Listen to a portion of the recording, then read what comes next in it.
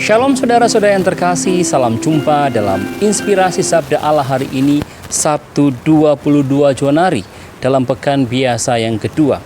Hari ini juga bersama seluruh gereja, kita memasuki pekan doa sedunia pada hari yang kelima untuk persatuan umat Kristiani. Semoga Anda dan keluarga sehat adanya, dan mereka yang sakit kita berdoa semoga segera dipulihkan. Mari kita mengawali dengan berdoa. Dalam nama Bapa dan Putra dan Roh Kudus. Amin.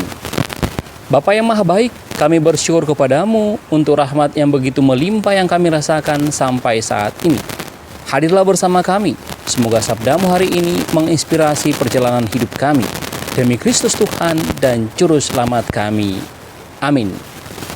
Sabda Tuhan yang akan kita renungkan dari Injil Markus bab 3 ayat 20 sampai 21. Sekali peristiwa, Yesus bersama murid-muridnya masuk ke sebuah rumah. Maka datanglah orang banyak berkerumun pula, sehingga makan pun mereka tidak dapat. Waktu kaum keluarganya mendengar hal itu, mereka datang hendak mengambil dia, sebab kata mereka, ia tidak waras lagi. Demikianlah sabda Tuhan. Saudara-saudara yang terkasih, sabda Tuhan yang kita renungkan pada Sabtu hari ini sangat singkat, hanya terdiri dari 2 ayat. Namun sebenarnya kalau kita tempatkan dalam konteks pewartaan Yesus, kita akan memahami bahwa Yesus mau mengajarkan beberapa hal kepada kita. Sabda Tuhan hari ini ditempatkan dalam konteks ketika Yesus memulai pengajarannya bersama para muridnya. Ia ditemui oleh banyak orang. Yesus dalam pewartaannya mengajar banyak orang sehingga menggugah orang untuk datang kepadanya. Ia juga menunjukkan tanda-tanda mujizat yang juga membuat orang banyak tertolong dan orang sakit datang kepadanya. Nah, dalam kesempatan ini, suatu hari Yesus masuk ke sebuah rumah dan orang datang berbondong-bondong untuk mendengarkan dia dan untuk disembuhkan. Yesus menunjukkan pelayanan kepada mereka.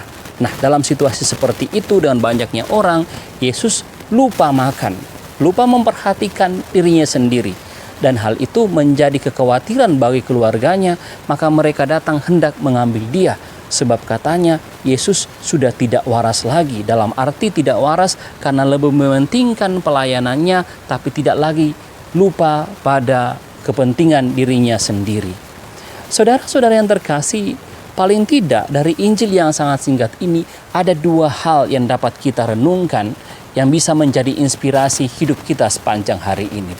Yang pertama tentang totalitas pelayanan. Yesus menunjukkan totalitas dalam melayani. Ia menerima siapa saja. Ia membuka hatinya bagi mereka yang datang kepadanya.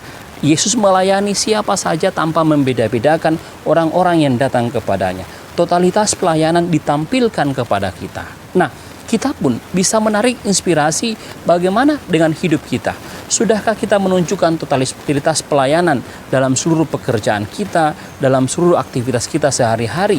Sebagai bapak kita melayani dalam keluarga, ibu juga demikian, anak-anak juga demikian. Juga dalam lingkungan kerja kita, sudahkah kita menampilkan pekerjaan yang sungguh total, melayani semua orang yang datang kepada kita sesuai dengan tugas dan tanggung jawab kita? Hal-hal seperti inilah yang ditunjukkan oleh Yesus dan bisa menjadi contoh bagi kita bagaimana menampilkan totalitas pelayanan. Hal yang kedua yang bisa kita renungkan tentang sikap altruis. Bagaimana orang lebih mementingkan kepentingan orang lain, kepentingan umum dibandingkan kepentingan dirinya sendiri. Nah, untuk zaman sekarang ini, sikap egois lebih mendominasi kita masing-masing.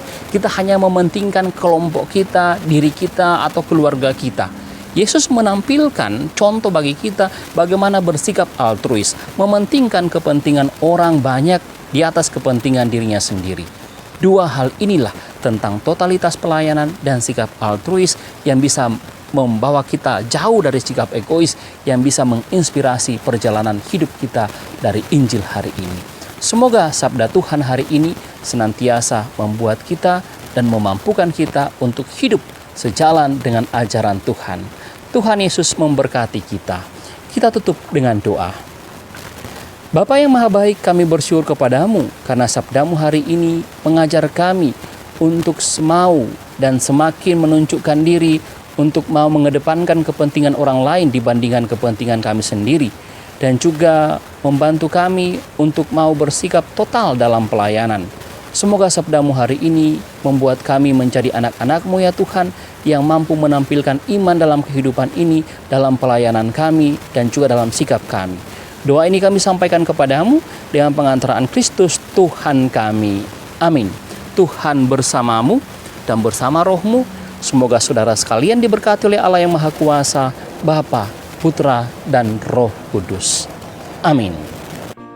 Terima kasih saudara-saudari yang telah mendengarkan Sabda Allah dan renungan hari ini.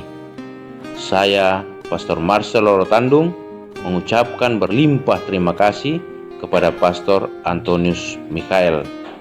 Semoga Pastor senantiasa diberkati Tuhan dalam setiap aktivitas dan pelayanannya. Amin.